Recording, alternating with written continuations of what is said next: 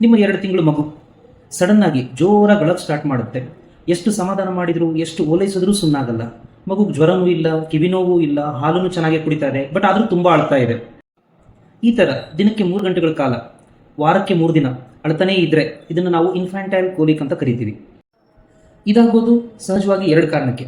First one, immature ಗಟ್ ಪೆರಿಸ್ಟಾಲಿಸಿಸ್ ಅಂತ ಹೇಳ್ತೀವಿ. ಮಗುವಿನ ಕರಳು ತುಂಬ ಎಳಸಾಗಿರ್ತದೆ, ಅದು ಪೆರಿಸ್ಟಾಲಿಸಿಸ್ ಇನ್ನೂ ಡೆವಲಪ್ ಆಗಿರಲ್ಲ. ಎರಡನೇದು, ಮಗು ಹೊಟ್ಟೆ ಒಳಗಡೆ ಇನ್ಕ್ರೀಸ್ಡ್ ಗ್ಯಾಸ್ ಫಾರ್ಮೇಷನ್. ಭಯ ಬೇಡ, ಇದು ಮಗುಗೆ 4 ತಿಂಗಳ ಮೇಲೆ ಸಹಜವಾಗಿ ಕಡಿಮೆ ಆಗೋಗುತ್ತೆ. ಈ ಥರ ಇದ್ದಾಗ ನೀವು ಮನೆಯಲ್ಲಿ ಏನು ಮಾಡಬಹುದು? First one, burping. ಮಗುವಿಗೆ ಹಾಲು ಕುಡಿಸಿದ ನಂತರ ಮಗುನ ಹೆಗಲ ಮೇಲೆ ಹಾಕೊಂಡ್ಬಿಟ್ಟು ನಿಧಾನಕ್ಕೆ ಬೆನ್ನು ತಟ್ತಾ ಇರಬೇಕು. ಇದರಿಂದ ಆ ಗ್ಯಾಸ್ ಫಾರ್ಮ್ ಆಗಿರೋದು ಹೊರಗಡೆ ಬರ್ಕೌಟ್ ಆಗಿ ಮಗುಗೆ ಸ್ವಲ್ಪ ಆರಾಮ ಅನಿಸುತ್ತೆ. ಸೆಕೆಂಡ್ ಒನ್, ವಾರ್ಮ್ ಕಂಪ್ರೆಸಸ್ ಅಂದರೆ ಲ್ಯೂಕ್ ವಾರ್ಮ್ ವಾಟರ್, ಅಂದರೆ ಉಗುರು ಬೆಚ್ಚನೆಯ ನೀರಲ್ಲಿ ಒದ್ದೆ ಮಾಡಿದಂತಹ ಕಾಟನ್ ಬಟ್ಟೆಯನ್ನು ಮಗುವಿನ ಹೊಟ್ಟೆ ಮೇಲೆ ಒಂದು ಸ್ವಲ್ಪ ಹೊತ್ತು ಹಾಕಿ ಬಿಡಬೇಕು. ಹುಷಾರು, ನೀರು ತುಂಬ ಬಿಸಿ ಇರಬಾರ್ದು.